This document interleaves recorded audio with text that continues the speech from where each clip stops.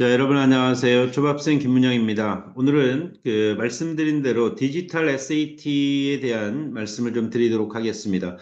23년과 24년, 2년 동안의 기출문제 분석을 통해서 본 전략적인 부분들을 이번 시간에는 한국 학교와 로컬 학교를 다니고 있는 학생들 중에서 이 SAT를 준비하는 친구들이 많이 계시는데요. 그 부분에 필요한 부분들 빠르게 설명해 드리도록 하겠습니다. 자, 디지털 SAT 먼저 이제 우리 어머님들도 아시고 학생들도 제대로 알고 있어야 되는 부분들이 시험 형식의 변화죠. 디지털로서 노트북과 태블릿을 이용한다라는 거죠.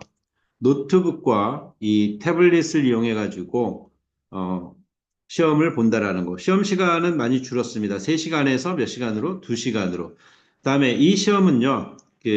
적응형 테스트입니다. 그래서 모듈 1과 모듈 2가 있는데 이 첫 번째 모듈의 성과에 따라 가지고 두 번째 모듈의 난이도가 조정이 된다라는 거를 알고 그래서 첫 번째 부분에 대한 모듈 1을 잘 풀어야 된다는 얘기입니다. 그다음에 지문의 길이의 변화가 있다라는 건데 이 부분은 뭘 얘기하냐면 이제 저희 한국에서 보고 있는 수능 시험 있지 않습니까? 그 부분과 동일한 형태라고 생각을 하시면 됩니다. 단지 물어보는 것들이 전체적으로 다 영어이기 때문에 거기에 대한 또 영어 단어에 대한 수준 이런 게 조금 높다라는 거죠. 그래서 이전에 긴 지문 대신에 짧은 지문이 도입이 되어서 각 지문마다 한 문제씩 출제된다라는 거. 그렇다라는 얘기는 무슨 얘기겠어요? 주어진 문단을 빠르게 이해하고 분석하는 능력을 요구한다라는 겁니다. 그래서 이 부분에 대한 거는 연습을 좀 많이 하셔야 되겠죠. 그래서 그 부분 준비해 주시면 좋을 것 같고요. 두 번째로 보시면 디지털 SAT가 도입이 되고 또 시험 문제가 그만큼 좀 쉬워진 부분도 있습니다. 왜? 지문이 짧아졌기 때문에 이런 연습이 잘 된 친구들 같은 경우에는 정말 성적에 있어서 이런 인플레이 현상과 이런 부분들이 나타난다라는 거죠. 그래서 실제로 이런 성적 인플레이션이 발생을 했고요. 2년 동안에 제가 가르친 온라인과 오프라인으로 수업을 진행한 친구들 가운데서 매년 만점자들이 최대 많이 나올 때는 10명까지 나온 적이 있어요. 작년에는 그 올 3월까지 시험해가지고 11명이 됐고요.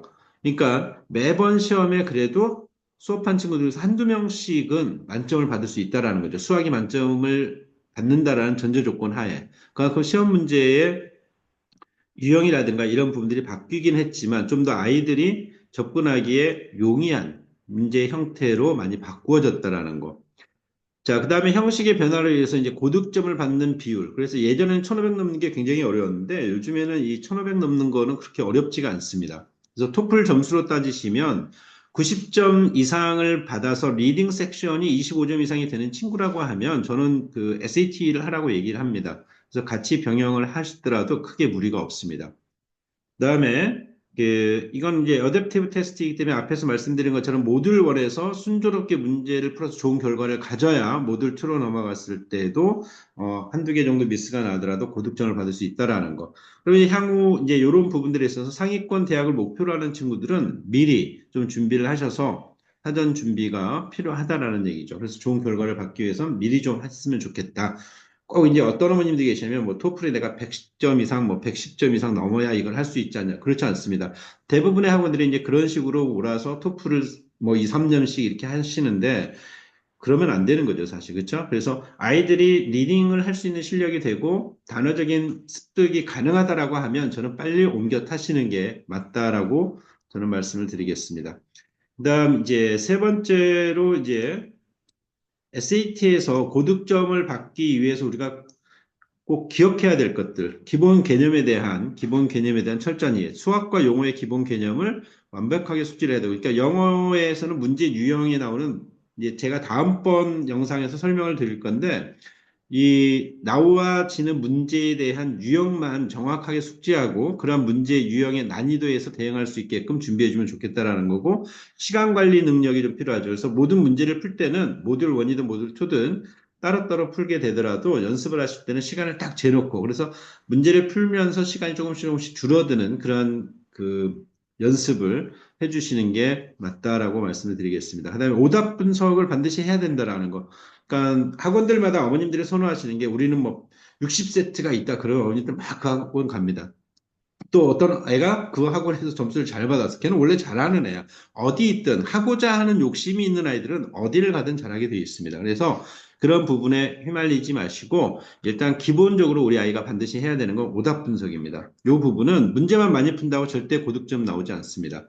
제가 가르친 아이들 중에서도 10세트 정도 풀고도 만점 받은 친구도 있어요. 그건 뭐냐면 가르치는 선생님이 아이한테도 정확하게 문제에 적응할 수 있는 그 방법적인 것들과 또한 오답 분석을 통해서 왜 이게 정답이고 얘는 왜 오답인지를 정확하게 알려준다면 그렇게 많은 시험지를 풀지 않더라도 아이가 문제 분석 능력을 가질 수 있게끔 해주는 학원이나 개인 선생님이나 이런 분들하고 수업을 하시는 게 훨씬 더 도움을 많이 받을 수 있다라는 거. 그래서 또한 아이는 그 문제를 풀고 나면 반드시 이 풀고 난 후에 틀린 문제를 갖다가 자기가 직접 이제 선생님이 해준 대로 분석을 해주는 선생님하고 수업을 했다면 그 부분에 따라서 그거를 정리하는 습관을 가지고 있어야 같은 문제의 유형, 난이도가 좀 높아졌더라도 그런 실수를 반복하지 않을 수 있다라는 말씀 드리겠습니다.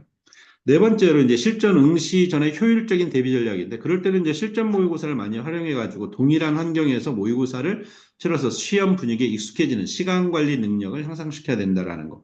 그다음에 취약 영역이라는 건 아까 우리가 오답 그 노트를 만들어 놨으면 그거를 중심으로 해서 많이 반복했다면 또한 모의고사를 통해서 결과 분석을 또 다시 한번 해볼 거 아니에요. 그죠? 그러고 나면 본인이 약한 부분을 정확하게 알게 됩니다. 그럼 그 부분에 대한 집중적 보완이 필요하다라는 거. 그다음에 뭐 휴식이나 컨디션 조절 이건 본인들의 상황에 맞게끔 하시면 될 것 같습니다.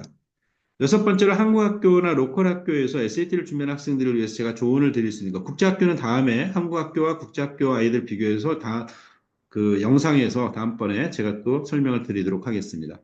이번에는 이제 한국 학교하고 로컬 학교에 다니는 친구들 같은 경우에는 국제학교에 비해서 영어 노출에 대한 게 굉장히 적어요. 그래서 영어 노출을 좀 증가시키자. 그건 뭐냐면 일상생활에서 영어 사용 능력을 좀 늘리고 그다음에 언어 감각을 향상시키는 게 필요하다라는 거고요. 두 번째는 온라인 자료를 활용하는 건데 다양한 온라인 학습 자료와 강의를 활용하시면 좋을 것 같고요. 그 칼리지보드에 들어가시면 무료로 받아서 연습해 볼 수 있는 것들도 있고 칸 아카데미 들어가셔도 되고요.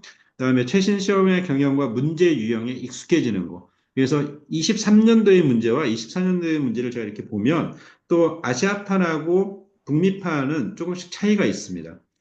그래서 저는 이제 이 아시아 쪽에 시험 보는 친구들은 대부분 다 북미 문제를 주로 풀게 하고 약 7대3 정도로 이렇게 풀게 하는데 각각 거기에서 다 뽑아서 내요. 이전처럼 몇 년도 몇 월 개 그대로 나온다. 이러진 않습니다. 여기저기서 이렇게 추려서 시험에 출제된다라는 거. 그다음에 이제 스터디 그룹을 참여해서 공부를 하는 게 좋다. 그러니까 같이 공부하는 친구들이 있다면 서로 이제 친구들끼리 공부하면서 서로의 지식을 공유하고 또 저 친구가 나보다 잘한다 하면 어떤 동기부여를 좀 받아야 되는데 실제적으로 이 특례생들이 그런 부분이 좀 적어요. 특히 12년 친구들은 좀 그게 많이 결여돼 있고 3년 특례생들은 12년이 아니다 보니까 좀 더 학습에 대한 그 의욕이 강하고 그래서 조금씩의 차이를 보이고는 있습니다. 그래서 어쨌든 그런 동기부여를 받고 좋은 결과를 가질 수 있기를 바랍니다. 다음 영상에서는 제가 그 유형에 대한 설명을 먼저 드리도록 하겠습니다. 다음 영상에서 뵙도록 하겠습니다. 감사합니다.